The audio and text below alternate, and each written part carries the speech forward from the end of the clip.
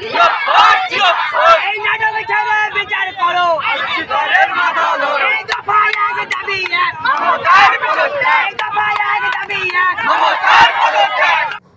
আরজিকর ঘটনার প্রতিবাদ জানিয়ে আন্দোলনকারীদের বিরুদ্ধে মুখ্যমন্ত্রী হুমকি দিয়েছেন।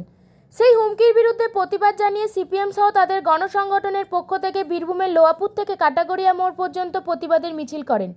কাটাগড়িয়া মোড়ে আন্দোলনকারীরা প্রায় 30 মিনিট 14 নম্বর জাতীয় সড়ক অবরোধ করে রাখে। মুখ্যমন্ত্রীর হুমকি সহ আরজিকর ঘটনার দোষীদের অবিলম্বে গ্রেপ্তার করার দাবি জানায়।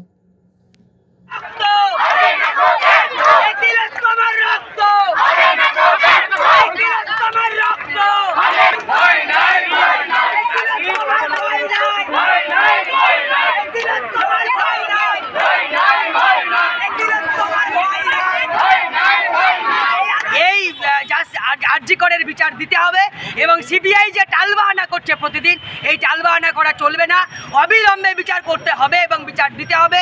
আর তার সাথে সাথে মুখ্যমন্ত্রী যে প্রকাশ্যে হুমকি দিচ্ছে, এই হুমকি দেওয়া হচ্ছে বন্ধ করতে হবে।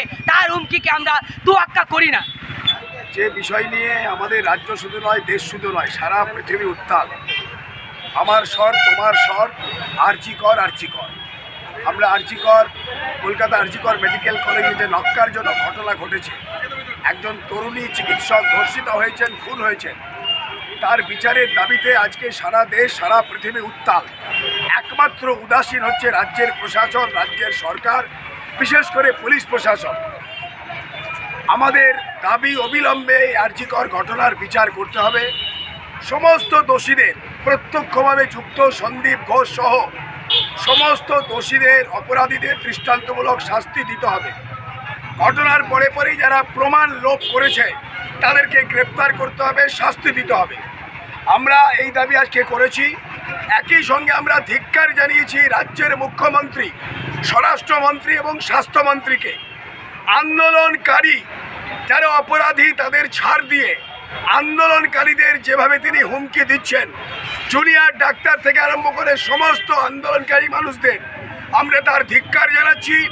আমরা বলতে চাই, এই বিচার যতক্ষণ না পর্যন্ত হবে, নাগরিক আন্দোলন, বৃহত্তর জনসমাজের আন্দোলন, আমাদের ছাত্র, যুব, মহিলা, শ্রমিক, কৃষকদের আন্দোলন ততদিন পর্যন্ত চলবে।